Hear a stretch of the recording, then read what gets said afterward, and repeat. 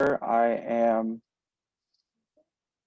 start again. Hi guys, my name is Victor. I am the treasurer at LPAC. Today we're bringing you here an event for voting in California. We want to make it as easy as possible and as easy to digest. I know there's a lot of things going on and there's a lot of info to digest, especially if you're a first-time voter.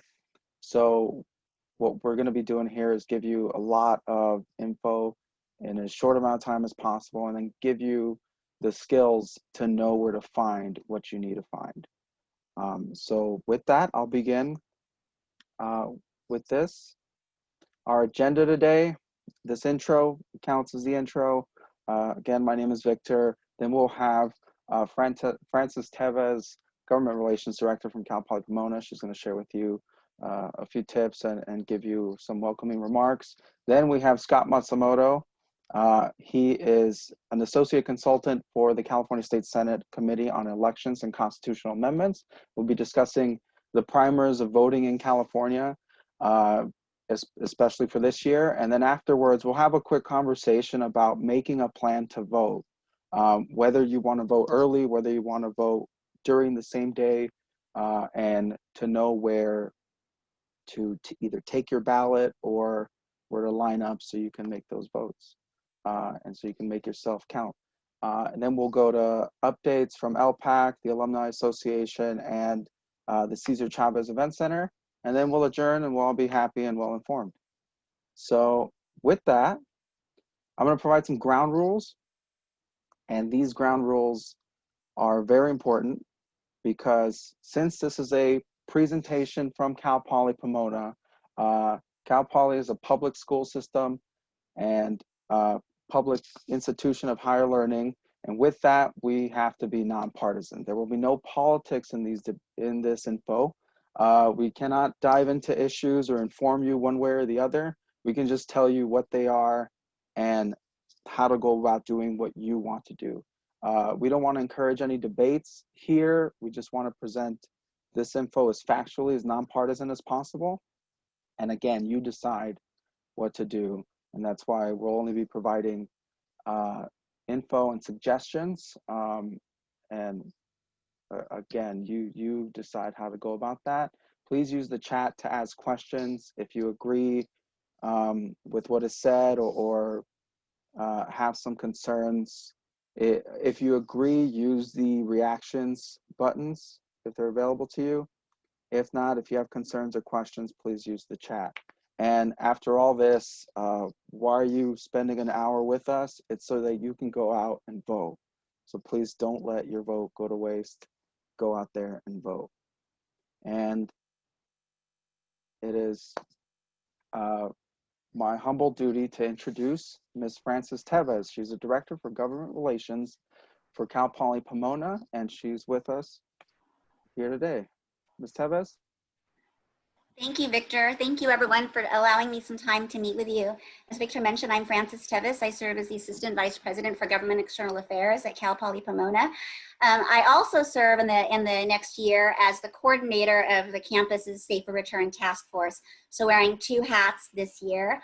I've been on campus for about nearly 3 years, and prior to this, I was actually at Cal State Fullerton, the sister campus, for about 14 years, also helping to coordinate some of the voter mobilization efforts. So I'm going to pull up my PowerPoint presentation.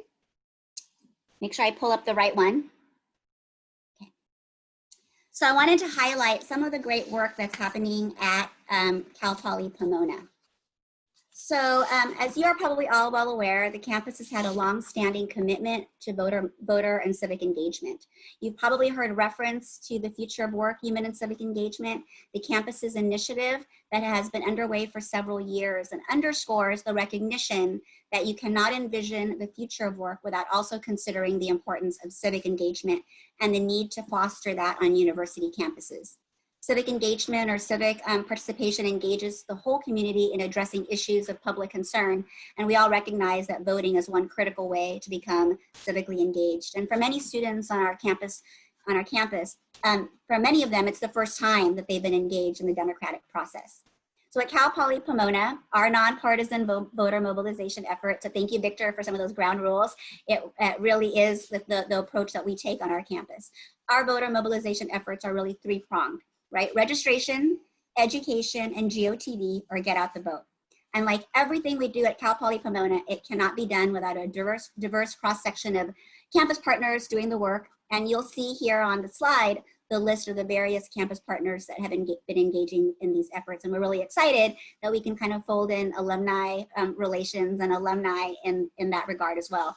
We've actually been meeting as a campus committee for several weeks now and really engaging in some of the voter mobilization efforts, but then thinking beyond November and how we continue to ensure that we are providing our campus community with tools to become engaged in the process. So government relations really serves as a convener. We're not doing all the work. What we're doing is we're bringing folks together, we're sharing information, we're leveraging resources, and then we're also amplifying the great work that's being done. We also serve as the primary liaison to the Secretary of State's office and the LA County Register of Voters in terms of institutionalizing the voter mobilization efforts on our campus. So that's kind of the way in which that we work. So the next slide is really the campus efforts that have been underway for the November election. But to Victor's earlier point, I want to speak a little bit about the way in which we do this work in a nonpartisan environment. So we are guided by, it's called the CSU Handbook of Election Issues. It's a guidebook that really guides the work that we do to ensure that it's nonpartisan, but that we're also promoting civic engagement on our campus. So some of the ground rules include that we cannot engage in advocacy and only educate the public. So we spend a lot of time on style, tenor, and timing to make sure that we're addressing those issues. We also recognize that universities are marketplaces of ideas, right? So it's a function of a university to inform the public on both sides of important policy issues. And we do this also with attention to time, place, and manner. So a lot of times we bring in, for instance, various campaigns to meet with students and to speak to students. But when we do that, we want to make sure that we're providing equal time to other candidates that are running, not just the Republican or the Democratic parties, but the other parties as well that are running, because we want to be nonpartisan in that approach and bring the various platforms to students so they can make determinations on their own. We recognize that balance in viewpoints need not to be achieved at every single speaking event, but over time, the university should ensure that various viewpoints have been presented. And we do spend a lot of time thinking about how close we are to an election, because the closer to our election, the more there is a need for balance. And so that's a lot of ways that we approach the work. So I'm going to highlight the 3 voter mobilization efforts that I mentioned earlier. So the first is voter registration. That's really critical, and that is driven primarily by our associated students. They use something called Turbo Vote. I don't know if you're all familiar with it. I linked to it here, and I also added it to the chat. So this is the first year the students have been using Turbo Vote as a mechanism to encourage students and campus community members. Can you hear that echo? Is it me? Do you all hear it? Please mute if you're not on mute. We'll have a discussion part at the end, but please mute for now.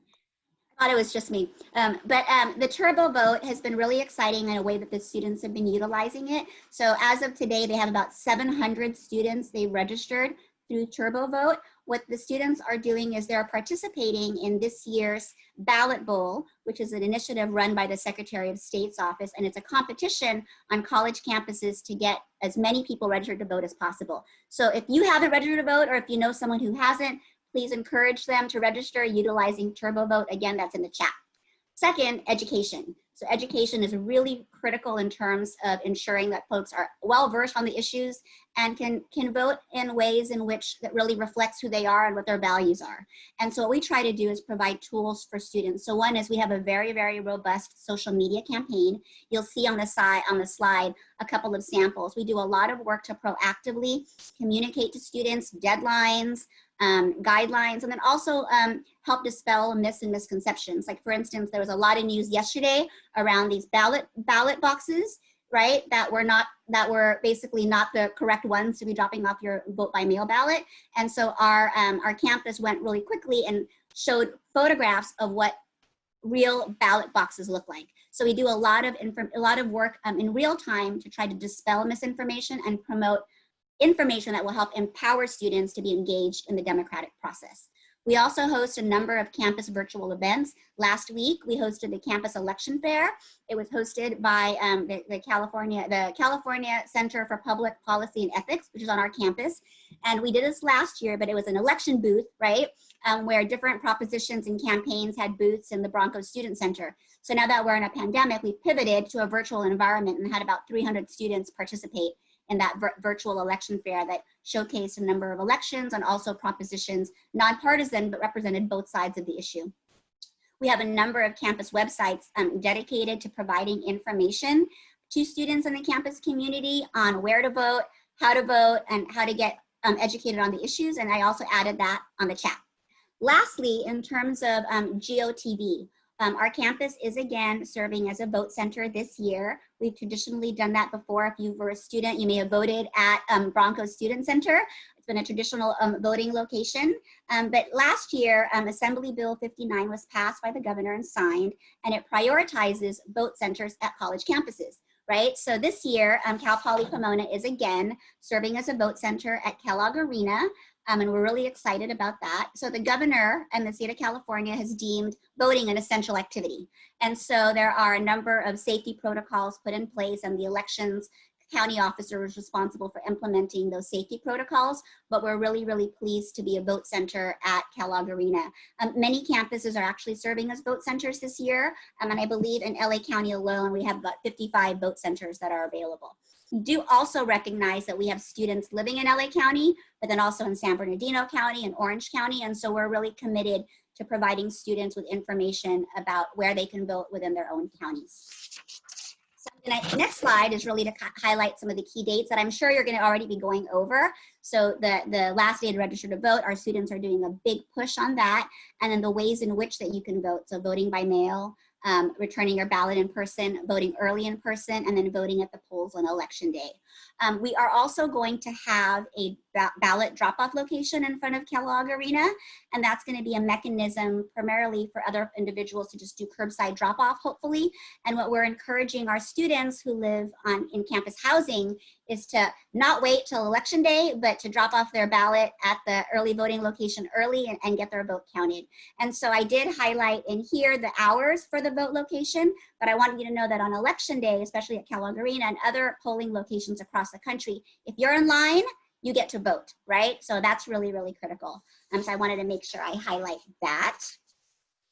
And then the next slide is, there was a new law that was just passed. It's called the Student Civic and Voter Empowerment Act. I don't know if you've all heard of it, but it goes into effect January 1st. And at that point in time, universities across the state have to be more engaged in voter mobilization efforts. The good news is that we're already doing all the things that are outlined here. And so there's already been a long-standing campus commitment to do that. But what we're going to do is we have a campus coalition now of individuals across the campus community that are doing this work and committed to really continuing to engage students in the civic process beyond November 3rd. I do want to highlight that part of this bill really reflects just the low representation of voting within the 18 to 24-year-old voting block. In the 2014 general election, only 52% of eligible youth were registered to vote in California.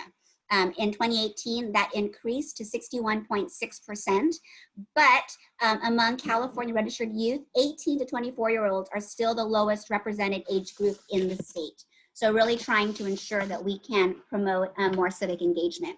And then lastly, I want to highlight some resources, some action items. So again, if you haven't already registered to vote, or if you know friends and family who have not, please do encourage them using Turbo Vote so we can get those counted as part of our voter registration efforts.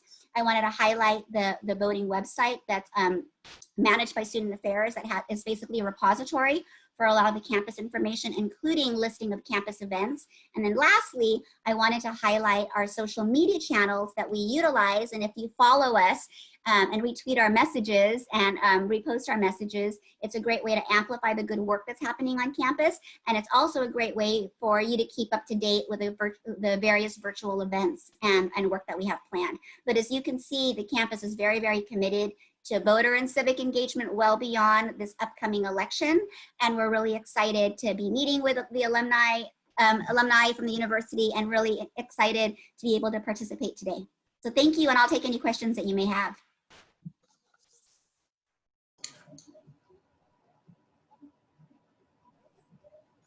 So November 3rd is the last day to vote in person. Yes. And when are you guys opening up like the voting in person on campus? So the vote center opens on October 24th. Okay. That is a 12-day vote center. We'll be discussing those and other early voting options. So we had an option to be a 5-day or an 11-day vote center. We went for the 11-day vote center at Kellogg Arena. And so we're really excited about that. And then I believe that there's more time if you drop your ballot in by mail, as long as it's postmarked. Okay, thank you. Well, perfect. Thanks you so much, Ms. Tevez. I totally fumbled your position, your title. Oh, no worries at all. Assistant VP of Government and External Affairs. No My worries at all. apologies. Yes, most of the time I spend doing safer return and COVID related work, but the voter mobilization work is definitely exciting because it's wonderful to just see students so excited about the election and being engaged this year. I agree. Thank you so much for being Victor. here. Take care. And then with that, we'll move on to answering a lot of the questions you guys had when registering for this event, and some that were asked to Ms. Tevez. And we'll move on to voting in California. So Scott, good friend of mine, he is, like I said, the Associate Consultant for the California State Senate Committee on Elections and Constitutional Amendments. That is a long title, and you sound really important. What do you do, Scott? So first, thank you for having me. So what I end up doing is every time a bill goes through the legislative process, it gets referred to a committee. And kind of every bill that's elections related or related to a constitutional amendment gets referred to our committee. And I'm one of the 2 consultants in the office that analyzes it. It's a fun office, huh? Oh, yes. So, I mean, let's kick it off. I'm gonna take this screen off, and then, I mean, I'll start off with the first, and I mean, why people are here. If you're a first-time voter, what's the best place to start? Where should you begin your research and your endeavors of being a lifelong voter? Well, the first thing you probably want to do is register to vote. That's step 1. You can't vote unless you're registered, and so you should go through that process to register. Once you're registered, or if you've been registered, at least for this election, you should have received a state voter information guide and a county voter information guide with your sample ballot. And Victor's going to have a couple of them. Yep, this is the state right here. It's on recycled paper, so you know California is eco-friendly. And before we keep going on this, there is a PDF attached to the chat. If you don't see it, let us know in the chat, but there's a PDF. Please download that. That has a bunch of links and helpful tools to know what we're talking about and where to find the things we're mentioning here. And Scott, this is the local one for LA County. Yeah, and then for each county, they're all a little different. So like LA County, that's the one that looked like for them. Sacramento's, it's a kind of has a pink cover on it. San Bernardino probably has something a little different as well, but they all have basically the same information that you need as a voter. It has where to find, where to vote, what your ballot looks like, the candidate statements, and who to contact if something happens. Like if you need to contact an elections official, you need to contact Secretary of State, and what to do if certain things happen. And how do you get these? Do you need to register to vote beforehand and then they mail it? Or Yes. Can you request it? Yeah, so they send it automatically once you're registered. The state one, yeah, you can go online to the Secretary of State's website and find it there. The county one is a little more specific to your the address you put on your voter registration, so it's customized to you. So that one, I think you have to log in. Perfect. And then the state one is referenced in our PDF that we provided for you guys. And I mean, with that, you know, 2020 has been a rough year for a lot of people. It's been a weird year for most. What's new? What has the state done to make voting easier and safe this year? Yeah, so there was an election. So we had our primary in March, and it was kind of on the onset of COVID. Things were beginning to shut down right after the election, the primary happened. And so different elections officials, the legislature, and different entities tried to figure out, okay, what to do during a pandemic. And so they came up with basically two bills. One was dealing with vote by mail ballots. And that's one of the big changes that you're seeing this year, where every active registered voter is receiving a vote by mail ballot. Certain counties already do send a vote by mail ballot to all their active registered voters. Others do not, and this time they all are. And then the other bill was SB 423. It basically allowed in-person options during a pandemic, a more modified version. And and the design for that was to allow people who kind of don't want to vote by mail and want to vote in person, or who need to go in person to go do something in order to cast their ballot. And those are the two big changes that took place. That's so good. And I'm sure that polling places and voting centers are taking measures to prevent the spread of COVID and that as well, right? Yeah, they should. And I believe most of their processes should be on their county websites. Mm-hmm. So what I'm going to do now, since we're on schedule, this is the mailer that got sent to me at my address. Don't come here because I'm social distancing. But what I'm going to do is I'm going to open it for you guys. This is the best unboxing video you're going to see today. And this is what comes in here. So this is an LA County ballot. And what comes in here is the letter to return your ballot. Do you need a postage for this, Scott? Nope, you do not need postage. It should say it on there too, that you don't need postage if mailed. Boom, right there. And there was a question from someone at the beginning or when they registered for this event.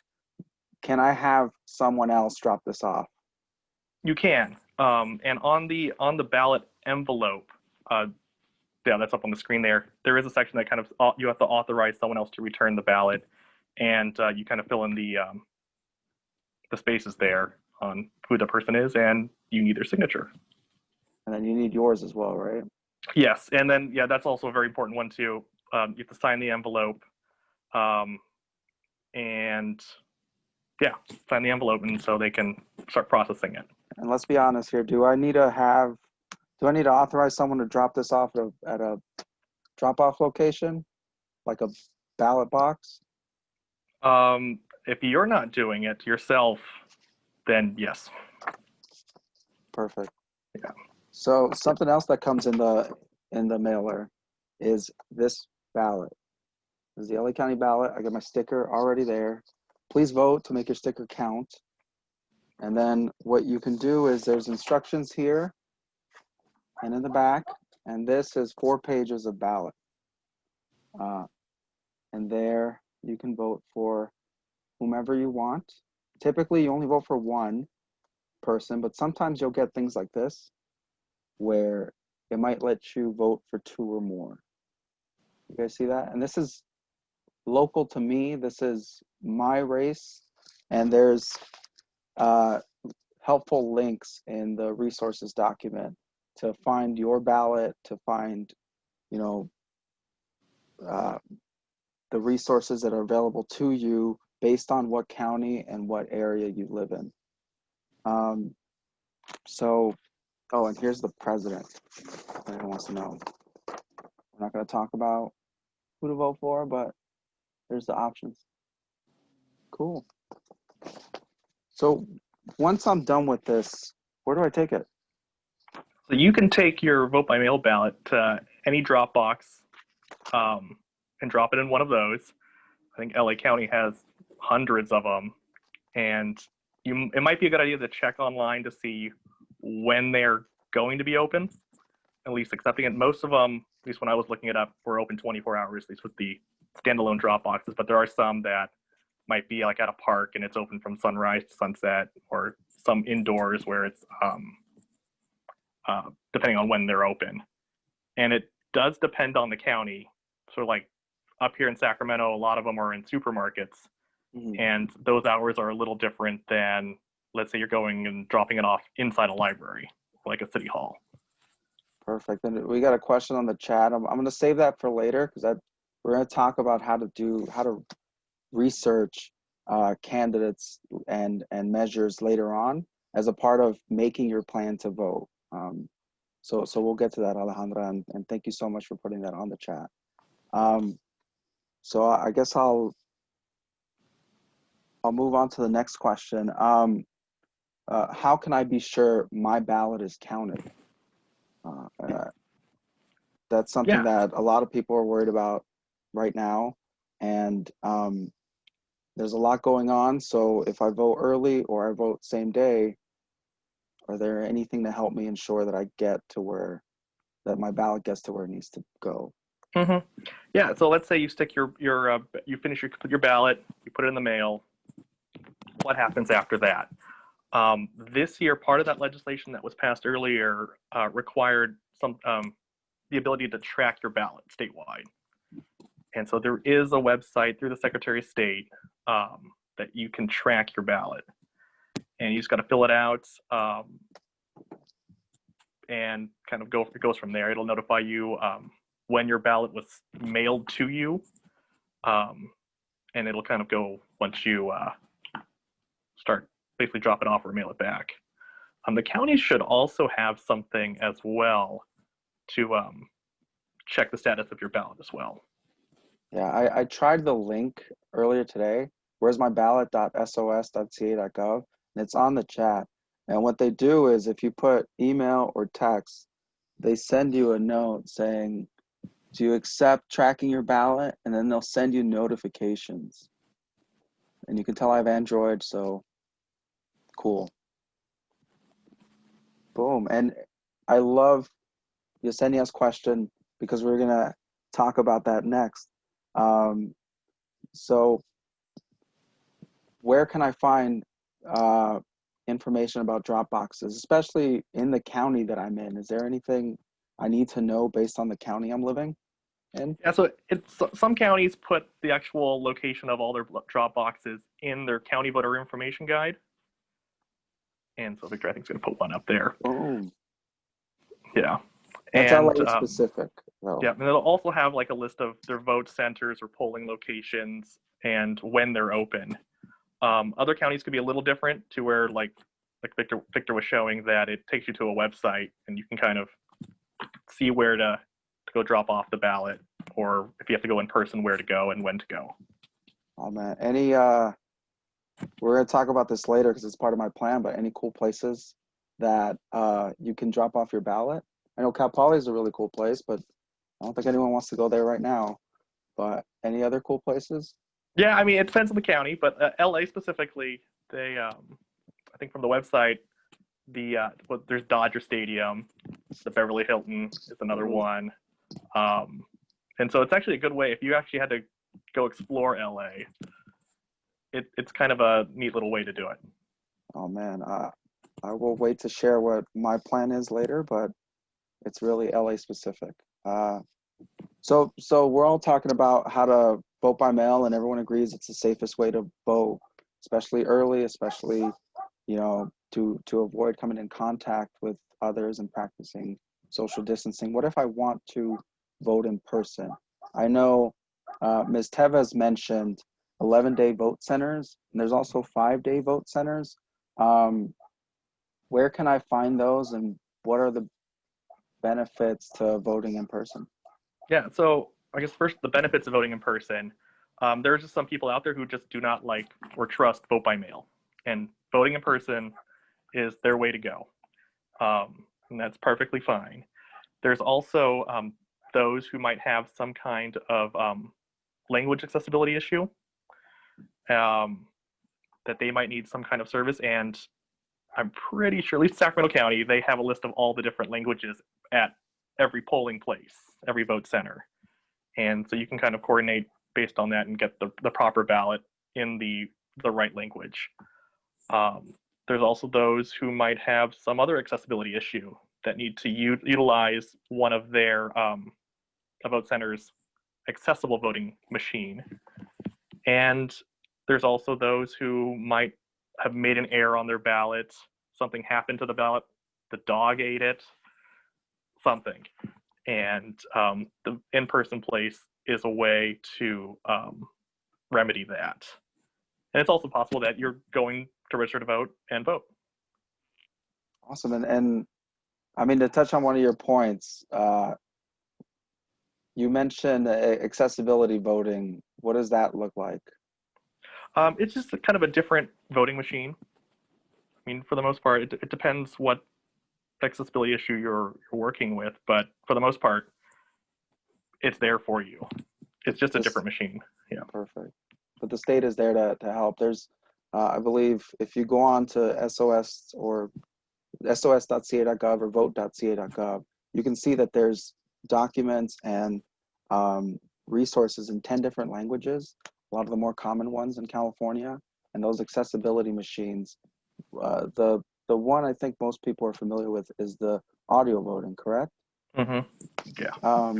So like, if, let's say I don't want to drop this off, the ballot's already in here and make sure it's in there.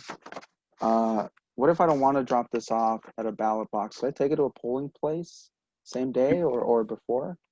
Yeah, you can. I mean, if you want to take it to Cal Poly there, you can drop it off in one of the drop-off boxes, or walk it in the vote center and drop it off in there. It just has to be done by 8 p.m. on election day. Perfect. Yeah, and when's election day, everyone? Let me get it on the chat. But no one knows what election day is. I'm gonna put it perfect. Thank you so much. Someone saved me.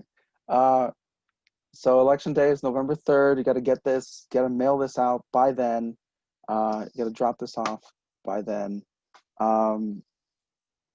If I guess any tips for voting? Best Yeah, I practice? mean, I actually think the best approach, especially if you're trying to learn about the local issues, is to read through the county voter information guide. I don't think it takes too much time. It kind of depends on how much stuff is on your ballot, but it is worthwhile, and it does kind of explain like what you're voting on, and it also gives you a sample ballot, so you can kind of mark that one up before marking up the actual one. And like, so here's the stuff that's there, and it covers I guess in a nonpartisan and reader-friendly way, what your issue is and what voting yes or no means, correct? Yeah, it does. Yeah, the state guide has all the propositions in it, and the local one, the county one, should have all the local ballot measures as well as the candidates. Perfect. Like here's, oh, sorry, I cut you off. Oh no, go ahead. Here's Measure Y. And like, this is a Citrus College funding measure. And there's a bunch of info on it. And again, this is specific to you, where you live and where your precinct is, correct? Because I know not everyone is within the area of Citrus College. Yeah, so it'll be, I mean, at least for like something like that, it would be based on the jurisdiction. Another thing to kind of keep in mind is to sign that envelope, and so it can get processed a little faster. Yep. And then I don't know why. I guess the other couple of things would be to take if you are going to mail it on election day, make sure the mail has not already been picked up, because you need that postmark. Good point. Yeah, because one of the largest problems is not getting that postmark, or like dropping in the mail after the mail's already come, so it gets postmarked the next day. And then it doesn't count, correct? Yeah, so it has to be postmarked on election day, or by election day. Yeah. And I know some people had questions about signatures. Could you tell me a bit about how they get your signature and how to make sure they have the right one? Yeah, so it's for the most part, it's if you go to the DMV, you basically on like your license or your ID, there's a signature on there. Um, that gets sent over to the county, and they kind of compare the two signatures. Um, yeah, and then there's like other things that I think that they go through too. That if it gets into the system, they can also compare it to that. And I think you mentioned this, that you can re-register to make sure that they have the right info on file, especially if you Mm-hmm. moved, correct? Yeah. So actually, well, if you move, you should re-register anyways. Yeah.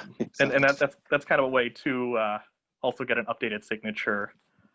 But if your signature doesn't match, or let's say you forget to put the signature at all, the county will reach out to you. At least they should be reaching out to you in order to try to find a way to remedy it. Oh, and that's a good thing to mention too, is especially now, county resources, state resources are jam-packed, so they're really busy. So how does voting early help your county registrar and clerk? Yeah. So voting early, I mean, it's really up to the individual if you want to vote early or not. Um, they're just able to start processing the ballot earlier. Yeah, they're able to look at the signature and possibly remedy those issues rather than waiting until after election day to do it. It's things like that. There might be something wrong with the ballot that the machine can't read, and so they have to cure the ballot, and they work on that throughout the process too. And they can do that earlier rather than getting swamped with millions of ballots on election day and kind of the days to follow. Yeah, I heard before this in Telemundo News that some people have been disinfecting their ballots and then mailing it in. So it's like, just wet with hand sanitizer, and they can't read it because the barcode gets ruined. So don't do that, guys. It's perfectly safe to just drop it in, and that's how it goes. If last call for questions, and please, Scott, if you wish to stay for our make a plan section, right ahead. But I know you got a busy schedule with your capital duties, and there's a ton of baseball going on right now. It's okay. Work's done for the day. But the big things is where you get your information from. Checking the Secretary of State's website, checking the county's website. They have a lot of good resources there. And basically everything we talked about tonight is probably on that website as well. And at least LA County, there's, I think, a PDF for almost every major kind of issue that could possibly arise that you can kind of go through, and they kind of walk you through all the steps. Awesome. I guess I'll address the two questions later on. You want to stay, Scott? I'll stay. Our next conversation? Okay, so we'll push these two questions. What are the two types of voter information guides? I think Scott already covered it. It was this is the state one, and the link is on the resource document that we put into the chat. And this one has, the general offices and propositions especially that affect the entire state. And the local one has your local measures, funding measures, local races, things like that. And if you don't already have this, there's one at your polling location, or there's ways to get it online, but you got to do a little research. And we'll talk about local voting options in our next segment. Thank you, Scott. Thank you so much for this. Welcome. Yeah, so I'm going to pull up my screen to make it really official.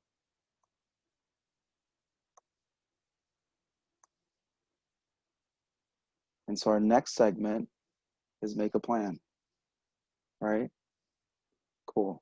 Now that I transitioned, we're going to open it up a little bit, and I'm going to talk to you what my plan is and the importance of making a plan, because you've heard before this that,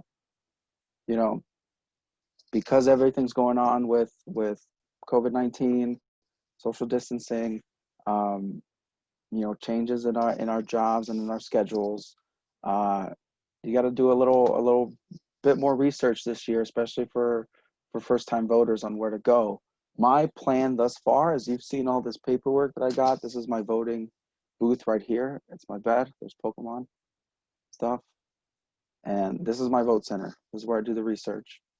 And so what I'm going to do is I'm going to drop off this after I sign it, this, and go visit SoFi Stadium. No one's been allowed to go other than press.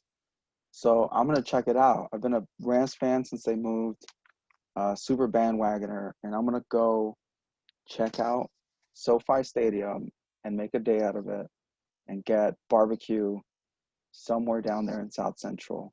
Could I get a show of hands using the reactions?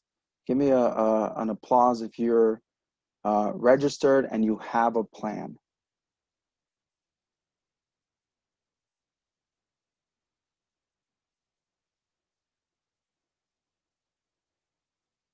Emily, Stephanie, Corey.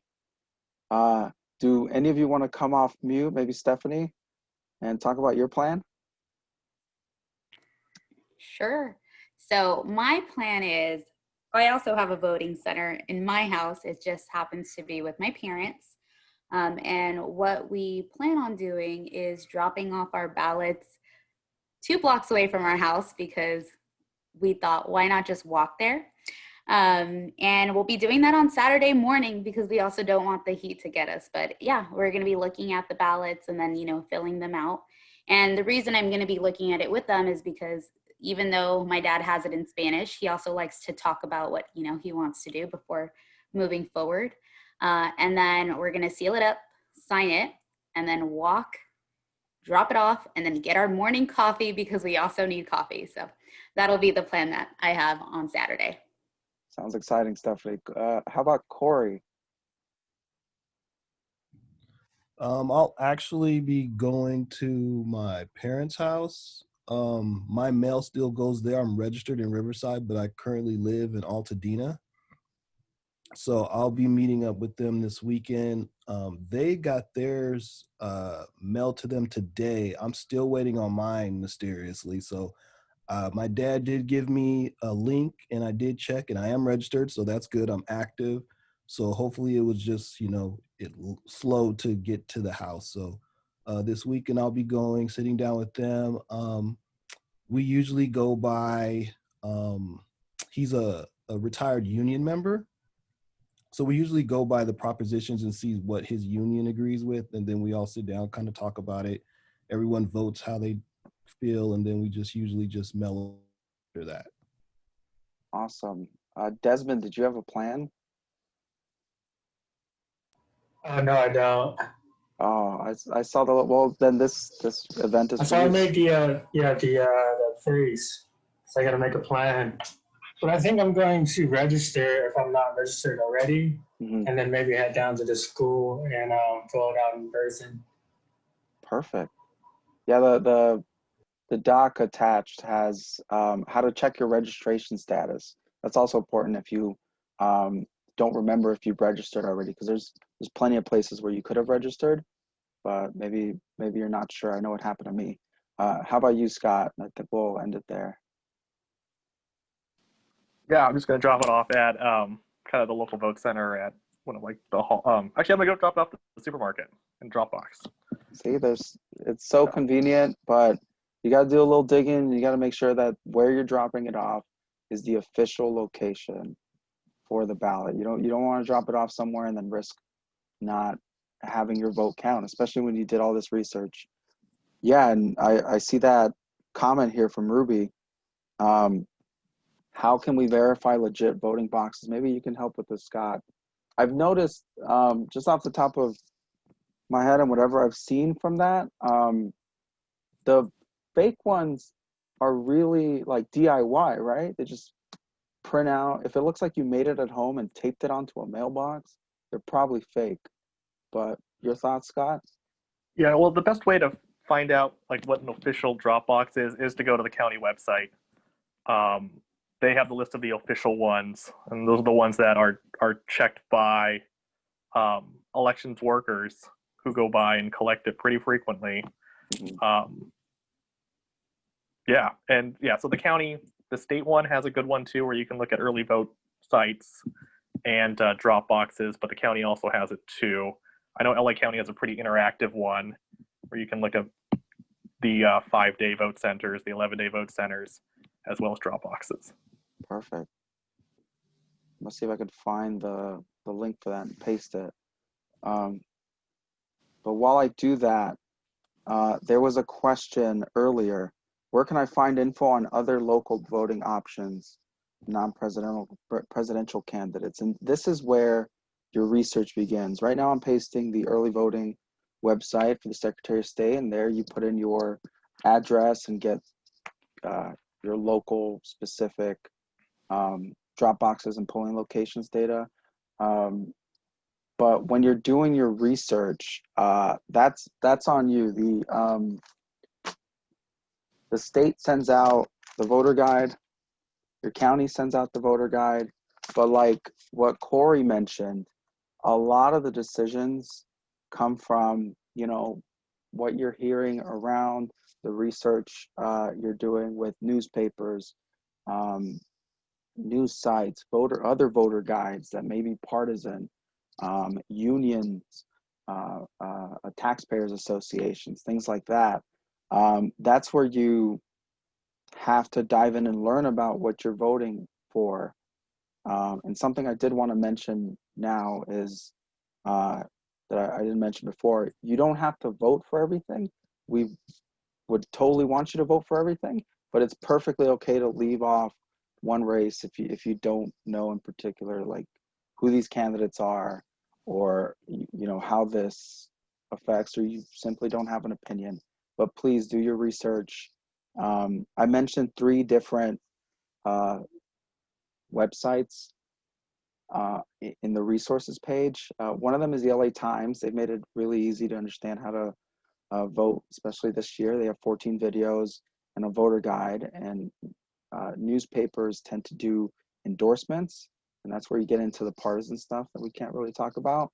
But that's where you dive in and learn about, okay, this candidate feels this way about this, and this is how it affects me, and maybe I should or shouldn't vote for them. Or this measure will fund this thing, but it'll come at a cost of this. So that's where you go about it. Cal Matters is also the one in the resources page. They are statewide, and they have a really intuitive voter guide that it's a lot like this, but it has opinion and has endorsements on there. And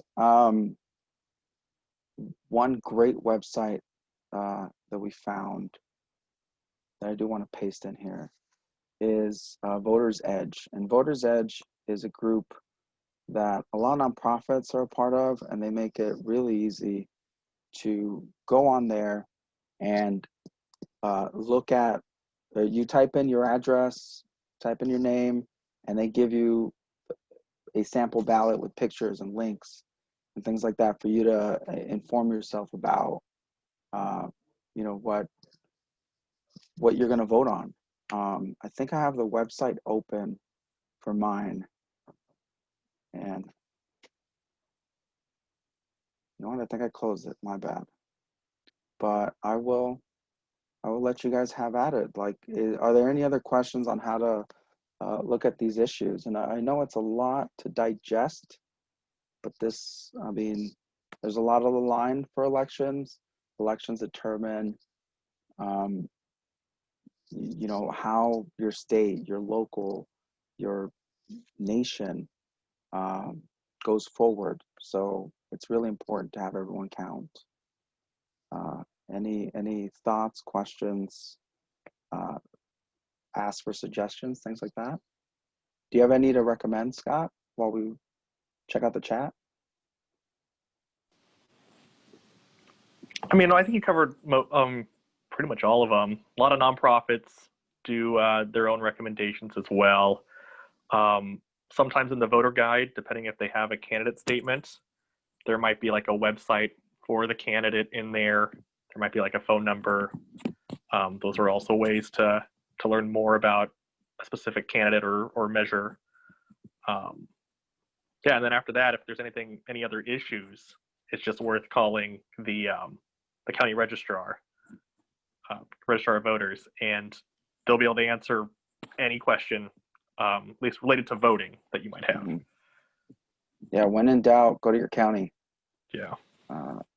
They're the ones where they'll tell you how things are if they're not super busy.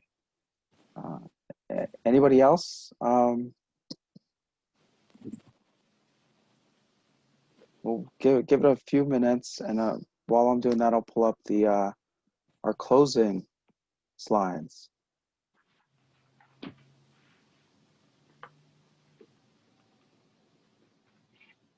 Okay, well, I mean, thank you so much, Scott and Corey, Stephanie, you guys who shared, your plans and also Desmond, who shared, his approach to registering to vote this year and his eagerness for making a plan. That's what we're here for. What I'm going to do is I'm going to put in my Gmail, and please reach out to me if you have any questions, if I can help make it easier for you. One of the things I like to leave for people, a thought is, if you're voting and you have these questions, there's definitely more people that have the same questions as you. So please put their needs, or address their needs as well, and be the person that helps them, and pass these little suggestions and tips along, so that we have more voters, we have more engagement, and have less people thinking they can't do it because they don't know what's going on. So be those types of individuals so that you can help your community move forward in a way you see fit. So I'm going to pull up the presentation. And yeah, thank you so much. I'm gonna do an applause. Does anyone else want to do an applause for Scott and the rest of us? Thank you so much.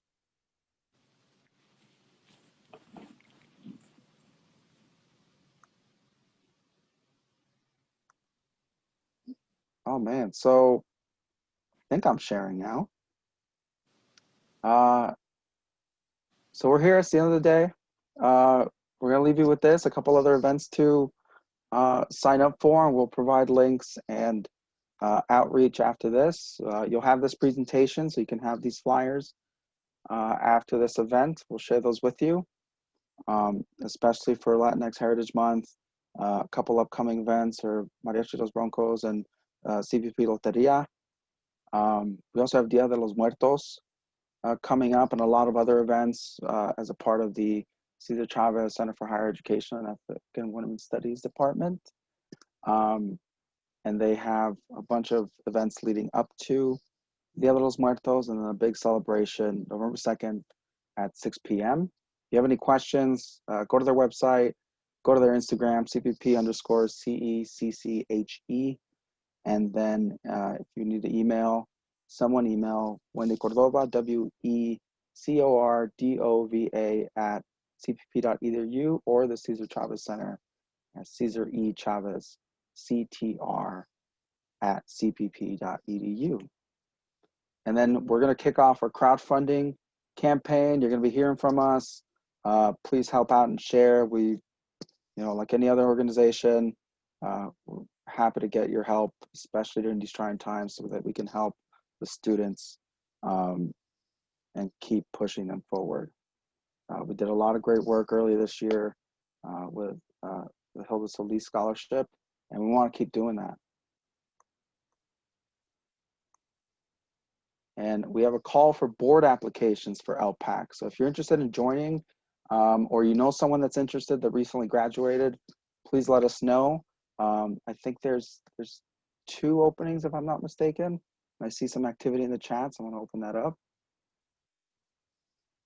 And then, thank you guys so much. I'm gonna leave this on the screen so you can look at the chat. If anyone wants to jump in, Andrea, Ruby, Cynthia, Anna, for more info on this and tell me to go to a previous slide or something, let me know. But please jump in, and if not, we'll see you guys later.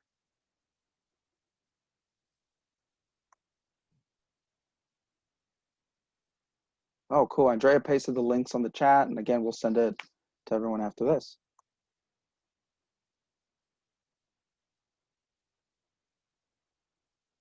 So thank you guys so much. Thank you, Scott. Thank you, everyone else.